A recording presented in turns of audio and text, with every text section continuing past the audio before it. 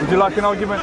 Sorry? Would you like an argument? I'd love one. How much is it? It's free. It's free. It's free? It's a free. Right. What about a situation where Palestinian attacks Israelis and children die in that attack, for example? Is that Palestinian a time? attacks an Israeli. For example, Audience. Suicide bombing on a bus. Yeah, that's obviously wrong. That is wrong. Yeah, of course. Of course. Okay. They're innocent people. Innocent people. Okay. So I guess you're saying there's never a time when you should kill innocent people. I don't think so. I can't think of any. Structural damage, that's different from targeting innocent people. But there are justifications for war. Is there ever been any war in history that was just, would you say? Yeah, there's plenty that were just, but killing innocent people as well. And did innocent people die as a consequence? If they did, they shouldn't have died. So is the point you should never intentionally kill innocent people, but if they die as the consequences of a just war, then that's okay? Then I guess, well, it's not... Even in war, you are not. If you conquer, you are not allowed to kill innocent people. Those who surrendered, you're not even allowed to cut trees. You can. That's just not just human beings. You're You only have to fight in self-defense. Attack those who attack you, like children, women, trees, crops. You cannot damage.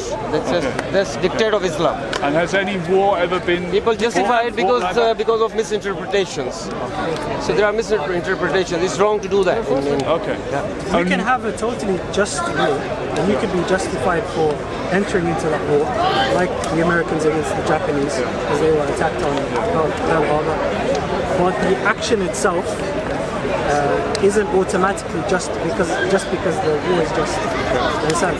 So they attacked Japan with those nukes.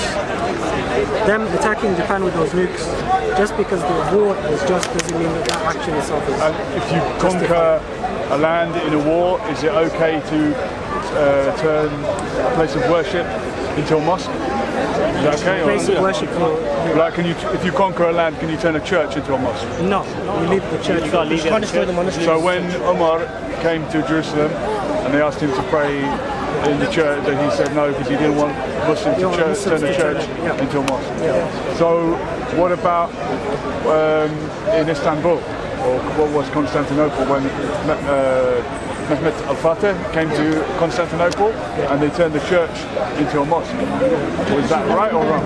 The Christians living there. Christians left, so If there were Christians living there. still To there, this day, there is a very small Christian community, and until the forced population transfer in the 1920s, there were many. if there were Christians still occupying that church and that was their church, then they wouldn't be able to justify It's more like a state turning into that. It's more like a state church. When the conqueror took it off, the Christians were in charge of the Don't state. be afraid to say Mehmet al-Fatih was wrong. We're not afraid. And he did it That was thing wrong. there called the camera. can be right. When you come on camera, people see what we say. They're taking it out of context. Well, I respect that. If that wasn't there, we'd talk I hate the internet.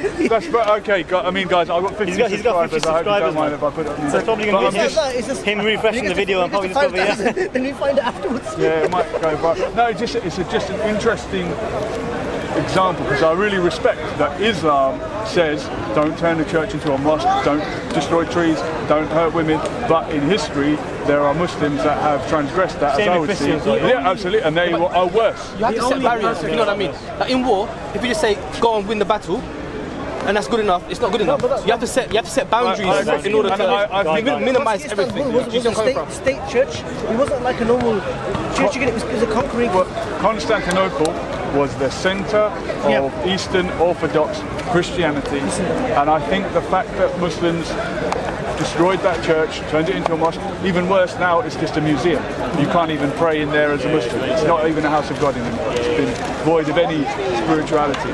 But the fact that Muslims turned that church into a mosque made rivalry between Muslims and Christians in the Balkans, who should have been friends anyway, who had a common enemy in the Catholic Church that was oppressing all of them.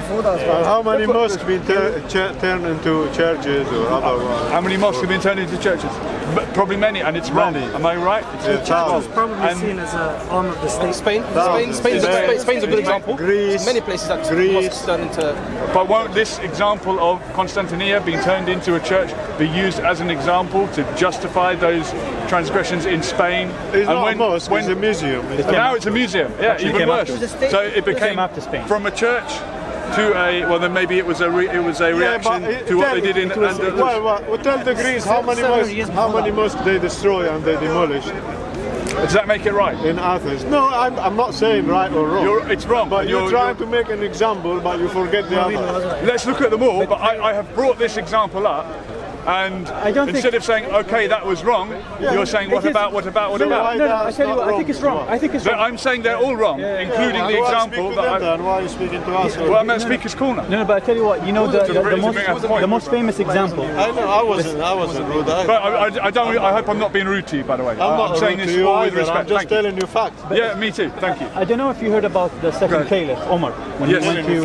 We just brought it up. I brought it up I as an think that is example. the correct way. That's the correct way. And Mohammed al-Fatih, The places I visited, he the transgressed that example. I think. You know, shopping look, centers to be and honest, stuff. from the There Islamic used to point be of view, archaeological all of structure, our empires, very right? old mosque, All of our you know. empires, right? After the first four guided caliphs weren't 100% Islamic.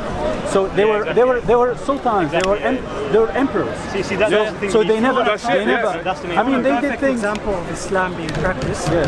Then you go back to the The time first of four. Prophet. That's why. Something bigger than that for us. A lot of these sultans, we celebrate their victories. They were magnificent emperors, but they used to kill each other's relatives to consolidate rule. And that's definitely not Islamic, you know. So so you can't take them as an example. One side. But on the whole, Islamic history, on the whole, even with the faults, is a lot more tolerant than Christianity. Because look, I just came recently from Spain, Valencia. Valencia was one of the cities that was lost by the Muslims quite early relative to Andalusia. If you go to Valencia today, every area, I understand Arabic, I'm Arabic speaker, you can see how much the Arabs were part of the land. Like there's certain areas in Valencia called Beni something. It's all Beni. If you go to Morocco, you'll find villages called Beni something. It means like a tribe has resided in that area for so long that they called the whole village after them, right? Yeah. Beni Ferri, so many, Beni Qasim, The holiest city in Portugal is Fatima. The west of Portugal is called Algarve. Algarve, the west. But the thing with Christian history, I don't think it's necessarily with Christians. European history, they actually wipe out that history completely. You see, in the Muslim world, we have certain Christian sects and Jewish sects and other religions that exist today only because they exist in the Muslim Empire. There's certain minority Christian groups. They exist today only because they exist part of the Muslim Empire. If they were part of Europe, they would have been made Catholics or Protestant by the sword.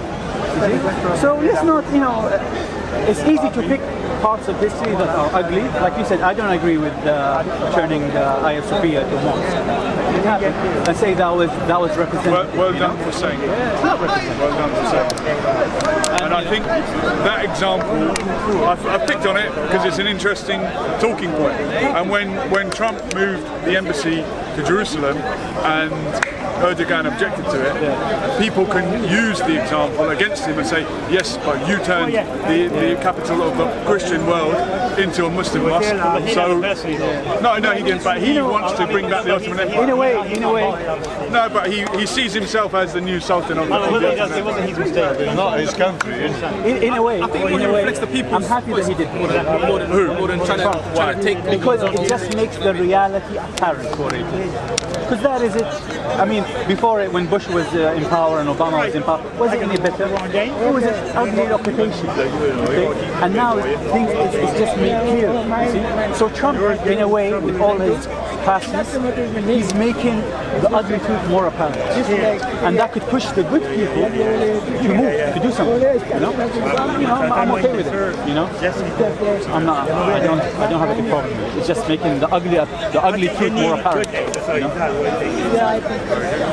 Anyway, Abdullah. Julian, nice to meet you. Nice to meet you. I'm originally from Saudi. Originally from Ireland. Ireland. Is it? All right. Okay. The Irish have always had a good relationship with the Palestinians. It's more empathetic. Right, next argument. That's for you guys. Thank you very much. Take care. Thank you. How you doing, man? Nice to meet you. How's it going? I cut my hair off. I cut my hair, change my hair. Who is it? I